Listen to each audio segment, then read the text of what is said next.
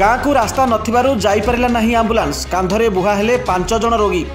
प्रतिवर्ष एहिपरि अवस्था वर्षा हेले चलिबा कष्ट कादुओ भरा रास्ता एपरी रास्ता रे आंबुलांस जीव कुआडे एपरी दुख भरा दृश्य देखा मिली नवरंगपुर जिला पापड़ाहांडी ब्लॉक माझीगुड़ा पंचायतर हाथीबारी गाँव में। हाथीबारी गाँव रही उपरमुंडा ग्राम प्राय 3 किलोमीटर ता पुणी कादुओ भरा रास्ता ग्रामर 5 जण स्वास्थ्य अवस्था ठीक नथिया बेले 108 को ग्रामवासी फोन करथिले।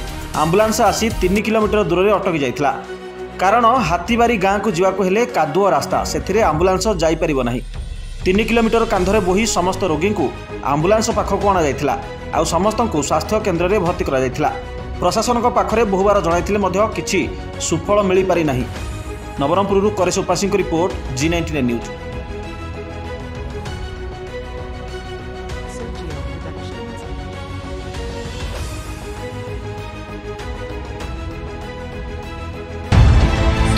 सपक्ष विपक्ष ऊर्ध्वे G99 न्यूज।